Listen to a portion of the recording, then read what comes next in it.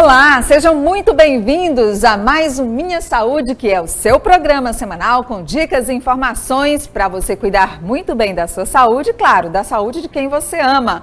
Lembra sempre que você pode conferir este e outros programas lá no canal Unimed Teresina no YouTube. Vai lá, curte, compartilha, porque está cheio de conteúdos incríveis sobre saúde e bem-estar.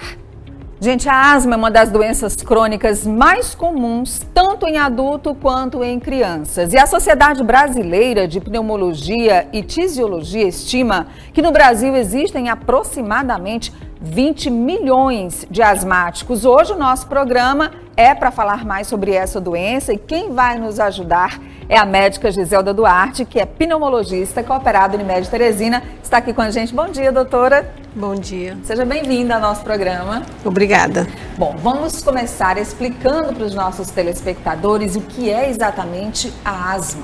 Então, a asma, como você falou, é uma doença crônica, inflamatória, que compromete as vias aéreas. Ela é mais comum na infância e na adolescência, mas pode comprometer o adulto também. Doutora, nós queríamos saber quais são os gatilhos ou os fatores que podem desencadear as crises asmáticas. Então, como a gente falou, é uma doença crônica, inflamatória, que ela começa a se manifestar geralmente na infância, na grande maioria dos pacientes. Esse tipo de asma é chamada alérgica. E tem os fatores que desencadeiam. Então, um deles é a exposição aos alérgicos inalatórios, especialmente a poeira domiciliar, que é o ácaro. Mas também um resfriado, né, uma gripe, alguns irritantes como fumaça, né, odor forte, mudança brusca de temperatura também. Perfume pode desencadear uma crise de asma? Sim, alguns pacientes não conseguem usar, por exemplo, desodorante spray. Sim. Porque aquele spray e o odor forte também, inclusive o odor de material de limpeza, né, do dia a dia, pode desencadear crise de asma. A senhora falava dos alérgenos, colocando, por exemplo, essa poeira doméstica. Então, é muito comum nos ambientes se pedir para, por exemplo, pais ou as pessoas que sofrem desse tipo de alergia, deixar o ambiente mais limpo possível, né? Tirar cortina, tapete, bicho de pelúcia, limpar sempre os colchões, são medidas importantes, né? Sim, isso é o que a gente chama de controle do ambiente. Então, para a gente controlar a doença, além da medicação, é de fundamental importância esse controle do ambiente. A principal medida de controle do ambiente é evitar cigarro. Então, a fumaça do cigarro realmente é a principal medida. O asmático não deve fumar e nem quem convive com o asmático.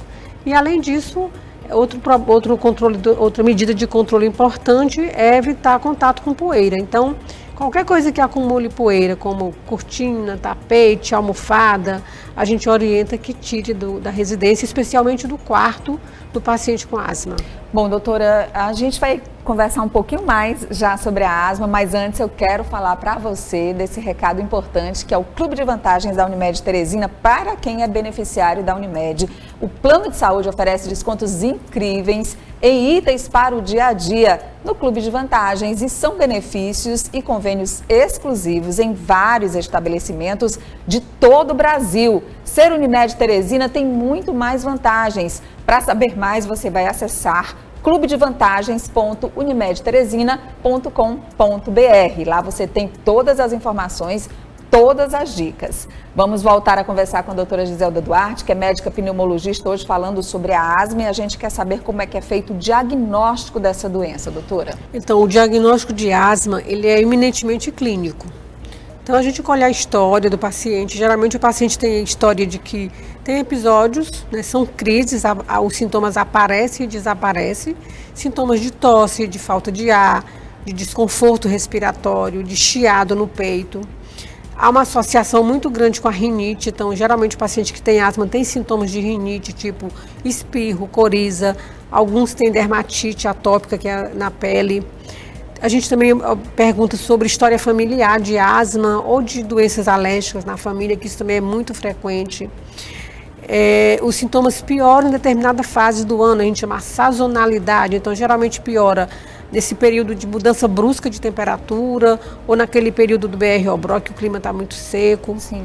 E esses sintomas aliviam geralmente ou espontaneamente, alguns aliviam até sem medicação ou com medicação específica para asma. Doutora, nós conversamos com a educadora física, a Jacineia Carvalho, que ela é do NAIS, da Unimed Teresina, e a gente quer saber quais são as atividades físicas mais indicadas para quem sofre de asma. Vamos ver aqui no telão?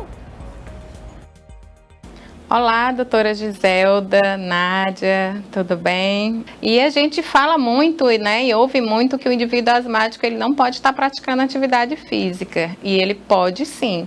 A gente só tem que ter alguns cuidados, né, com o processo de crise, mas ele pode fazer uma prática de corrida, ele pode fazer uma prática de ciclismo, ele pode fazer qualquer atividade cardiorrespiratória, né, que seja acompanhada. A gente trabalha muito, né, a gente tem que observar muito a questão da individualidade biológica. Cada indivíduo é um indivíduo. E a gente fala muito a questão da respiração, né, principalmente o indivíduo asmático. A gente tem que trabalhar a respiração que a gente chama diafragmática, né, e a gente faz muito a respiração torácica, que a gente muito puxa o ar e o pulmão, né, aqui vai ficando mais essa caixa torácica elevada e a gente enche muito isso, né, essa capacidade desse pulmão. E a gente tem que trabalhar a diafragmática, onde o meu diafragma ele vai fazer, né, essa contração para que esse processo de oxigenação dessa respiração seja melhorado. Então, se a gente tiver todo esse conjunto, né, a gente tem uma saúde melhor. A gente sempre ouve falar na dica de atividade física, e eu convivi com pessoas asmáticas, a natação é uma boa atividade, é recomendada pelos médicos também, doutora? Então, assim, todo asmático deve realmente realizar atividade física. Qual atividade física? A que ele gosta mais. Então, é importante, como foi falado pela educadora física, o paciente deve estar com a doença controlada. Se o paciente estiver com sintoma, ele não vai conseguir fazer atividade física, porque ele vai piorar durante a atividade física. Então, tem que estar controlado, os sintomas bem controlados, e aí a atividade física que ele achar melhor. A natação é uma boa pedida se gostar, mas não obrigatoriamente natação. Tudo bem, gente. Nós temos algumas perguntas, vocês sempre mandam, deixam nas redes sociais da Unimed Teresina também. Vamos acompanhar aqui no telão, doutora Giselda, a Suelen Pereira. Todo asmático precisa usar as bombinhas? As bombinhas ajudam muito, né? Então assim, na realidade esse termo bombinha é meio confuso. A bombinha chamada é a medicação em spray, que é o aerosol dosimetrado. Então, a gente tem vários tipos de dispositivos inalatórios. E a medicação para asma é essencialmente inalatória. E a gente vai precisar utilizar, a gente tem a medicação utilizada chamada para resgate, ou seja, para no momento que o paciente está sintomático, ele usa para aliviar os sintomas. Quando ele está com falta de ar, ele vai lá e faz a inalação. E tem a medicação inalatória também para evitar o controle, que é a medicação controladora de uso contínuo, mesmo sem sintomas. Então vai depender realmente de cada paciente, por isso que é importante a avaliação com o médico, com o pneumologista. Mesmo que o paciente esteja com a doença sob controle, é sempre orientado pelo médico de que ele esteja com o seu medicamento de resgate à altura das mãos. Isso, porque o sintoma pode surgir a qualquer momento. E assim, essas medicações são bem práticas, porque a pessoa pode levar para onde for, para o trabalho, para a escola. Se tiver alguns sintomas, já usa a medicação. Doutora, nós temos mais uma pergunta aqui no nosso telão, é do Gabriel Alencar, que é beneficiário Unimed Teresina. Existem tipos diferentes de asma? Sim, a asma, na realidade, estão asmas, né? Então, a asma mais frequente é a asma do tipo alérgica. Doutora Giselda, para fechar o programa de hoje, como é que a gente pode melhorar a qualidade de vida do asmático? Então, é esse tratamento adequado, né? Passando pelo controle do ambiente, aquelas medidas de controle que a gente já comentou, principalmente não fumar, realizar atividade física e, na dependência da gravidade e da frequência dos sintomas, usar a medicação continuamente, né? Que é a medicação chamada controladora ou a medicação de resgate, Então a gente deixa todas essas dicas para você. Espero que vocês tenham gostado do nosso programa. Recebemos hoje a doutora Giselda Duarte, que é médica pneumologista cooperada Unimed Teresina. Muito obrigada pelas informações, doutora.